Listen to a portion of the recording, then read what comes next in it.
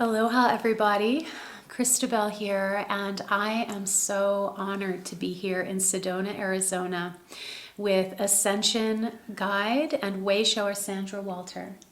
Hi, sister. Hi, sister. It's wonderful to be here. Blessings, everyone. Thank you. So incredible to be here with her live. I've been in a number of her online courses and an avid follower of her offerings.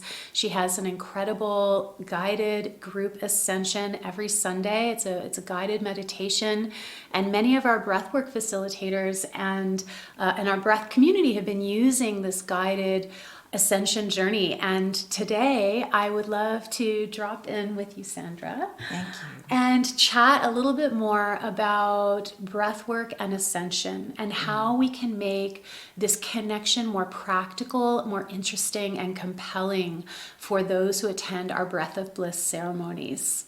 So yeah, we were lucky enough to have your materials as part of our recent facilitator training. Oh, lovely. Yeah, so Thank generous. you. So honored. And so maybe we could just start with the basics in case some of our breathwork facilitators are unfamiliar with the concept of ascension. Sure. And ascension is, it's a term that can kind of intimidate people. And there's really nothing intimidating about the ascension process. It's just really a phase of human evolution that we're experiencing right now. When you start participating in an ascension process, you have an awakening. That's the initiation. You have an awakening. And hopefully it's an awakening to the spirit within. You have some kind of an experience or an intuition or something occurs where all of a sudden your path changes. The higher self knocks on the door and goes, let's go over here for a while. Let's play with this. Because it's the intention of the higher self to have a more spiritual experience. And ascension is about enhancing that spiritual experience to the point where you become a pure conduit of your higher self. So there's a merging of consciousness. So we no longer experience the lower self and the higher self as separate. You start merging consciousness, and it just becomes the higher version of you expressing in these realms. That's all ascension is. It's not about leaving the planet or getting picked up by aliens or anything like that. Ascension is the process of unfolding the higher self, of revelation of the God self within.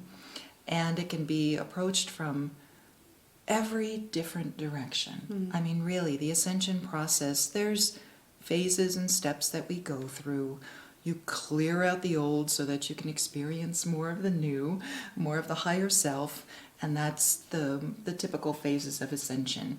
So you have the awakening, and then you go through physical, emotional, mental, and spiritual transformation, clearing, a lot of people call it clearing, so that the higher self can step fully into the lower self. Higher self kind of steers the journey after a while. And when you get to phases, higher phases in the ascension process, if you so choose, because it's all done by personal choice, it's all done by your conscious interaction and intention, you start going through what's called the embodiment process that a lot of us are experiencing right now, which leads you on the path of mastery. And that mastery isn't about control. It's not about giving everybody the cosmic Shazam of miracles or walking on water or anything like that.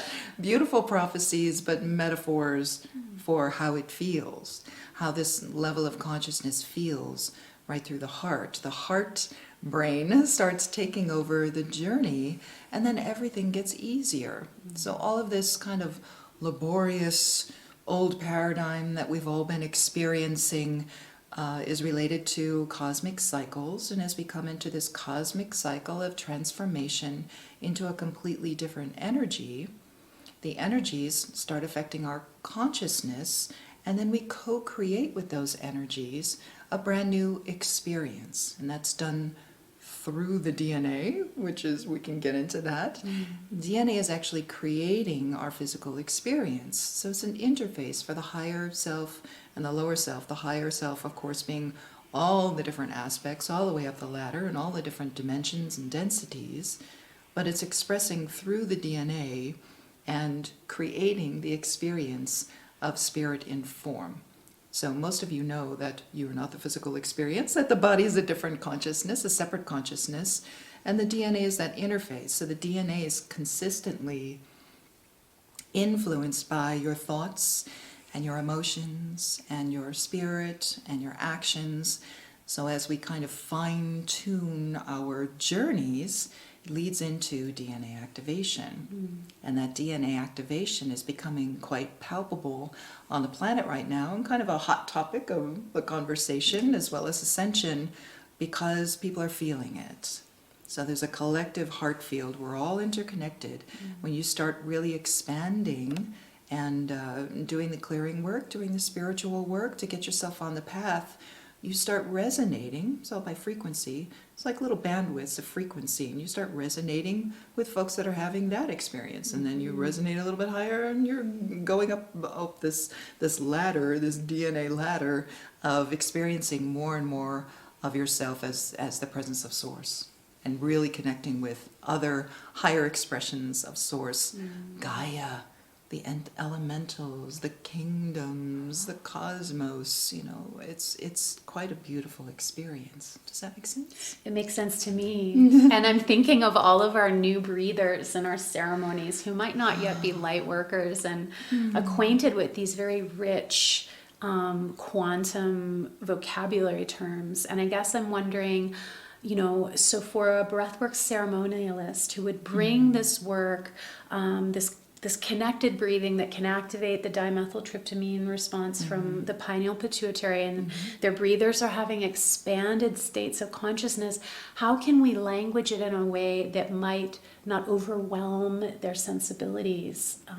Is there a way to make ascension really easy and really graspable for them? Well, grounded too. Like, I teach a very grounded ascension process, and any of you can engage with Ascension Path, that foundational class, because it does go step by step so it doesn't overwhelm people. A lot of people, and you should know, all of you should know, that if the foundation of your ascension process is built on love and the pure intention to serve others, to serve God, to serve your higher self, it will create a platform that's stable. So a lot of people get a little spun out because they're trying to activate this and do this and see that, and I want the vision and I want the gifts. But if the foundation is not built on unconditional love, it will crumble at some point in the journey, and then you get to multiple dark nights of the soul to kind of revisit the foundational things. So the foundational platform is love, which anybody can speak about, and especially when you're getting into breath work and you're starting to experience yourself as love, not just the sensations in the body. The sensations in the body are naturally opening up the DNA. The DNA is very intelligent, and it's in every cell, and it's directing your experience, and it never gives you anything more than you can handle. So when you're starting to feel these expanded states of the heart, or the expansion of even light body. Do you get into light body with the breath work? We do with the advanced initiates, but we're going out to the masses to bring these ceremonies. So for many times it might even be a yoga center in a city center with someone acquainted with wellness and whole well-being. But they don't have this quantum vocabulary of light workers. Yeah. I think they're going to catch up really quickly because the conversation is so popular now. Yeah. I mean, people are just taking it and running with it. But light worker is simply working with the light within, so that the external experience can start reflecting that. And then mastery is nothing more than allowing other people to see the divinity within themselves.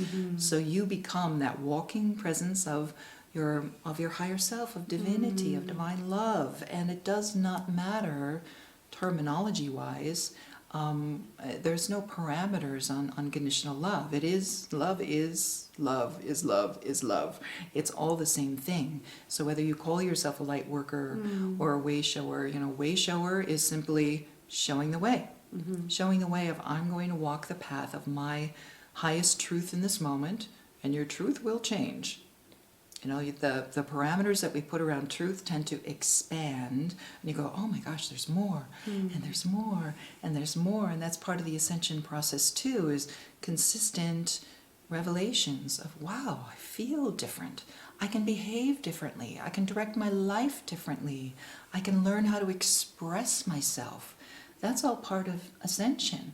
So That's it's- all part of the process. Yeah, I'm loving this because it sounds like just beginning with simple concepts and sharing with our breathers just about love, maybe even the toroidal field of the heart and the heart field, and just basic, gentle concepts like how to connect with your higher self, what the higher self is, and accessing those multidimensional states of consciousness to feel that connection to everyone, that all of this is part of ascension. Right. Yeah, normalizing that word in that way. And even the word multidimensional or higher self, you know, the higher self isn't up there, out there in some other completely different plane of consciousness. It is all quantum, it's all connected. We are our higher selves already. We are just allowing and creating the experience of re-merging with our higher consciousness in the physical. And that's the challenge of the ascension process, the whole project ascension that's going on the planet right now, is to provide that experience. Like, what would it be like? It's like God had a question. What would it be like if I forgot myself completely, went deep into density on a physical planet, and had this really physical experience, and I didn't know what the heck was going on, and just put up all, created all these different constructs around how I'm going to think and how I'm going to feel and everything, and just got away from myself in order to come back. And then, can I come back? Can I come back to full awareness? Can I come back into love? And understanding that this whole universe is built on the frequency of unconditional love. So it's exploring everything that love is and is not, so that there can be reunification. So as we come back into reunification of our own multidimensional aspects, it feels quite divine. It starts feeling more and more divine and much easier as we go through this process. The beginning work feels kind of cumbersome. You know, you're like, oh my gosh, emotional clearing, I have to get over all of my baggage? Yes.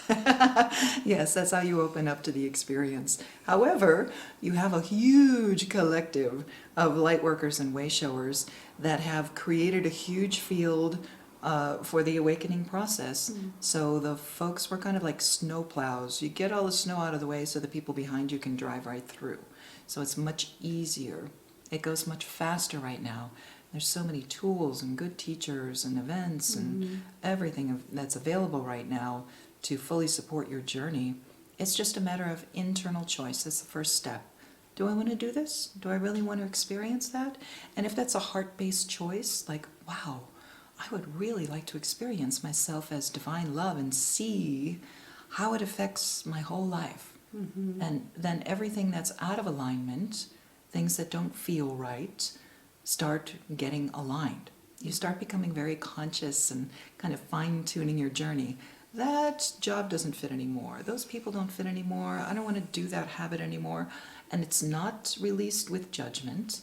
It's released with love. It's like a real deep appreciation for the journey that you've created for yourself. Yeah, I love this again because you're grounding it in such a conscious lifestyle design, practical way of like fine-tuning the everyday choices that we make, and perhaps inviting people in the context of their breath of bliss ceremonies to wonder at the end, once they've had those expanded states, how can they apply and ground those insights in a way that realigns them to their heart, their higher self, their soul, to source. And, And those are the practical tools that you can give your students. Is now that you've had this opening, this experience, how are you going to apply it to your life? You know, how can it be applied? And yes, it does. It's just like any journey. You start with a choice, and then there's the initiation experience, and then there's the integration. And the integration involves a recalibration of the consciousness, because you're not the same person that you were 10 minutes ago, or 2 years ago, or 10 years ago, or before you went through the process. So you want to guide your students, okay, this is where you're going to have to pay attention.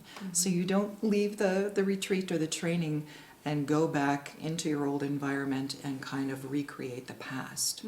So it is about teaching them to be conscious. There's going to be journaling. You're going to have to spend more time in nature. You're going to have to remind yourself, get into the habit of doing the daily breath work and really making it a conscious process so that it can fully integrate and take you, okay, now what's the next step? You know, it's also striking me when I hear you speak, and it happens a lot, there is something that emerges from you because this is so much a part of your personal commitment and devotion.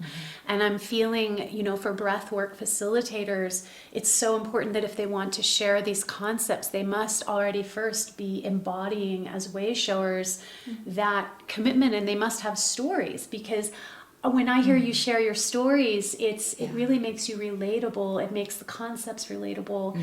It lends this authenticity and grounding to something that otherwise could sound so wildly expansive. Oh, thank you. Yeah. Because that's been a large part of my mission, if you want to call it that, or service work, has been taking these large concepts, because I'm a conduit, a channel. There's some heavy-duty information that comes through sometimes. If you're familiar with my work, it's like, what? And taking those big cosmic conversations and interpreting them. I feel a lot of my job has been interpreting not just the energies, but what they mean, how we can ground them, how we can apply them to our personal journeys. And like any way shower, you have to walk the talk. Yeah. You know, it can't just be information that I've received. It's been direct, and anybody who's had direct contact with the masters or galactics or higher realm beings that are of a benevolent intent, it changes you. Yeah. That's the key. It changes you, and then you'll notice that the information that's provided is to provide that experience. And you can only share that from your own experience. It can't be an intellectual thing. And I think that's so important for our Breath of Bliss facilitators to remember. This languaging might not resonate with all facilitators. Some might feel more comfortable with talking about Mother Earth, Pachamama, air as plant medicine. But for those who feel called to this, I feel it's an invitation to inhabit one's own oracular calling at such a higher level. So you even have your own medicine wisdom bundle available that you can share authentically with your breather. So really it's just about, you know, sharing the truth of our own journey and what has lit us up and what could serve others in a new and exciting way. And that is being a light worker, is share your journey in an authentic way, and other people will naturally light up. And it gives people permission to express themselves in an authentic, grounded, truthful way if you're doing it. I mean, it's literally like I've seen people just go, oh, look at her, she's sharing so openly, and I've had that same weird experience, or, you know, that same spiritual experience, so now I feel more comfortable talking about it. And it does have a domino effect on the collective too. But again, the goal is your unique expression. Yes. Of God, of the self, of the higher levels. And ascension is not one conversation. And ascension includes the people who work with Gaia. You know, I'm a gatekeeper and a grid worker. Extensive work with Gaia. You know, as a consciousness, as a conscious being, not just the planet.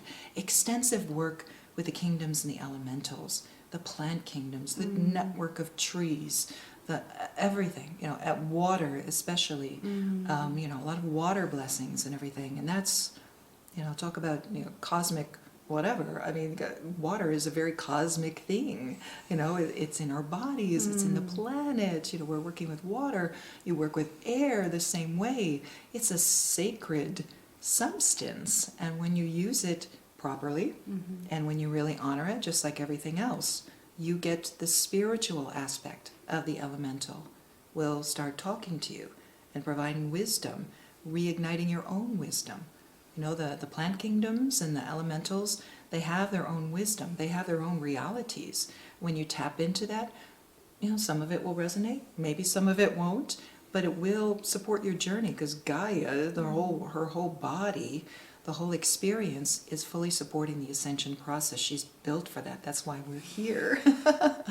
But it's your unique expression. So it doesn't matter the terms that you use, doesn't matter. We're all coming at it from different directions. And that's an aspect of unity, consciousness, coming back to the planet, coming back to our awareness itself. The unity and unity consciousness is very important, because you'll start feeling it, the urge to co-create, to unify with people, to unify with everything that's around you. And that's the end of separation. And that's where it gets really exciting. I think when we come together with other mystics and visionaries and pioneers like Sandra and I meeting together and sharing ideas, where that conscious collaboration occurs, it's like a ripple effect for so much creative sharing. And yeah, from my heart, I really hope that this talk with Sandra inspires you to wonder how you can deepen your own path as a sacred pilgrim, as a way shower, your own communion between heaven and earth as a channel, and using your breath, moving your body, opening your perception to these toroidal fields of energy from your heart, and being in this deep, connected presence with others around you, with your students, with your community, so that really facilitating breath of bliss ceremonies is simply an invitation for you to step up to the next level of your sacred communion in your own heart. And for me, I don't know about you, Sandra, but for me, that is one of the most exciting parts of this work and of sharing it with others, is that it invites such a high level of personal devotion and integrity and accountability in one's own personal practices. Right. Yeah. Right. And when you start demonstrating that integrity, the kind of calm grace, some people associate it with a divine mother frequency. It's very strong, coming back to the planet. But those of us who are carrying that space for other people to have an experience around us, you don't have to do anything but express yourself and hold space for people to open up their own hearts. And when you're demonstrating that, it becomes so much easier for other people. So facilitating, all about the facilitators right now. And it doesn't matter what kind of healing or what kind of activation you're facilitating. The key is to provide the clearest, highest vibrational, highest intentional space for people to have an experience. And then you let go. We're not trying to convert or anybody into, a belief system, because we're letting those go. It's really just about maintaining that sacred space within, and then consistently thought, word, deed, action, feeling, consistently aligning with that higher version of ourselves, which allows naturally, just by, if you want to talk quantum physics, is a vibration, and the higher vibration always pulls up the lower. And all you have to do is be the presence. That's what we're moving into. It's just being the presence of your pure self, without all the veils and without all the baggage. And then it's playtime. And then it's creative. It's very creative. And I think just to bringing our vulnerability and our own human journey and our own challenges in these stories, and how we've been empowered to navigate them in new ways with these expanded understandings. Again, just bringing it down to the earth, making it practical, making it real, making it approachable. The truth is, as Sandra said, we're not here to convert anybody to anything. It's really empowering people to remember their own sovereign divinities so that they can access their own quantum creativity and get in touch with their own inspirations as a way shower to do their part to co-create this unity consciousness. Right, and start small. Start with your own thoughts. Put "so it is" after everything that you think or say or do, and then you become aware of what you're creating in your reality, and then you start shifting it, and you just pay more attention to the heart rather than the mental patterns, and it all starts aligning. It's not as difficult as people think. People hear mastery or mystery schools, and they're like, oh my goodness, I'm going to have to go to a cave in the Himalayas for 10 years or whatever. That's not the way it is anymore.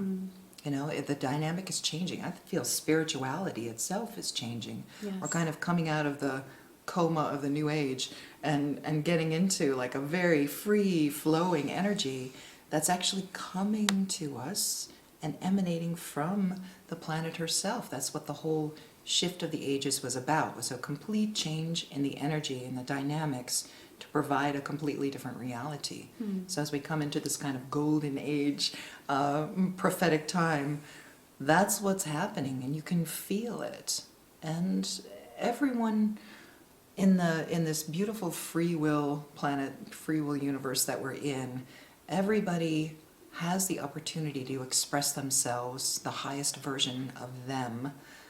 And the thing to remember is to really honor people wherever they are in their journey, and just embrace them with love. You know, it's, for some people it's not easy to change. You know, change is the most difficult thing for a human to do. And as you go through change and you start applying what you've learned to your personal journey, just have faith that if you follow your heart and you take action on those little things of like, I want to expand, I want to work with this person, I would love to transform my students, but I know they have to do it themselves. So you provide the highest experience in the moment, and then they do with it what they will. You know, you follow up with them, you check in with them, you give them tools so that they can integrate it into their lives as best you can. Give them a ton of tools, and here's what you could do, and here's a meditation, and that's why we check in every Sunday. We do these global unity meditations, thousands of light workers all over the planet connecting on Sundays to meditate together, simply because it gives us a little touchstone. It allows us to connect. We start seeing each other and feeling each other and connecting right through the heart. And it provides a field of support for everybody who's going through this beautiful transformational phase that's very exciting. Yeah, I love this. If you haven't experienced this yet, this was actually how I first experienced Sandra's work, was the free unity global meditations, which we also used at our Breath of Bliss facilitator training. That was the way they got to meet you first. Oh, great. And, you know, I do want to also ask for your thoughts and expertise on what's your experience on the connection between conscious, connected, open mouth breathing and the ascension process or DNA activation. Yeah, well, DNA activation is not as complicated as some people make it, but DNA activation is just creating, the whole key to DNA activation is to open up all of the, is to clear all the things that are getting in the way of the DNA activation, because the DNA responds to your thought patterns, it responds to your subconscious, it responds to your emotions, it responds to your heart. No DNA activation occurs without heart coherence. So once you start aligning with that, you allow your body, the body vehicle and the DNA to start giving you a different experience. So when you're doing breath work, you're actually creating a new experience for the body, and then the DNA goes, aha, you're doing something new. We want something new. We want something else. So it starts, of course, you've experienced the clearing effects of breath work, but what you're doing is you're getting the old habits and the old behaviors and the old thought patterns out of the way, so that the DNA can create something new. So it's like a trigger. Yeah. You know, you start doing anything different in your spiritual path, but especially something as powerful as breath work, you start doing that, you're actually triggering your cells to create something new. So that in itself is DNA activation. You're actually opening the field and getting the DNA, I mean, if you want to get technical, Yes. you're getting the DNA to rebundle, to wind in a way that doesn't restrict light. So DNA is bioluminescent, so it all has to do with wormholes in your DNA. So you can either let a lot of light in by getting into the relaxed, open, heart-based state, or if you're stressed out or concerned or creating yesterday's worries, the DNA coils up and it just can't receive new information. So when you're doing this kind of conscious breath work and consciously telling the body to have a new experience, to provide a space, provide expansion for a new experience, you're literally triggering your DNA activation.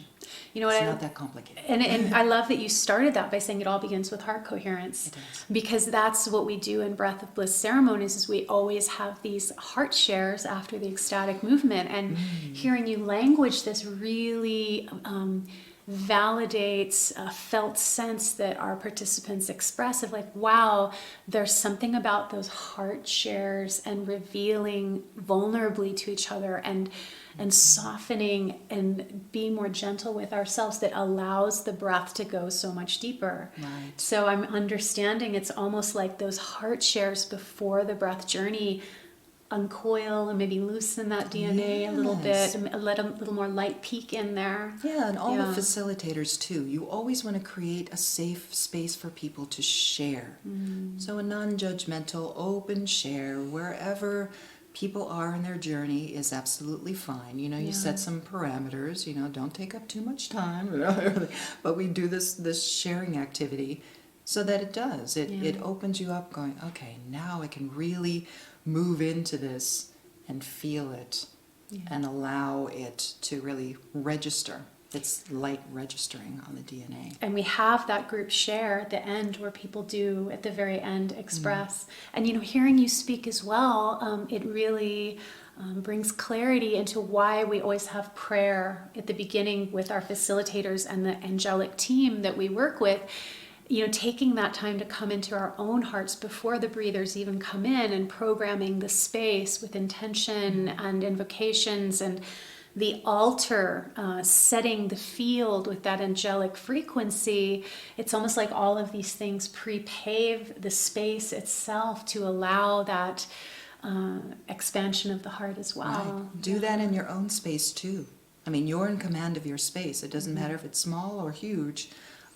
Grid your space, use the crystals, use the intention, pray in your space, burn the frankincense, play the singing bowl, you know, make sure that you maintain that vibration. It just makes everything easier when you have a clear field to operate in.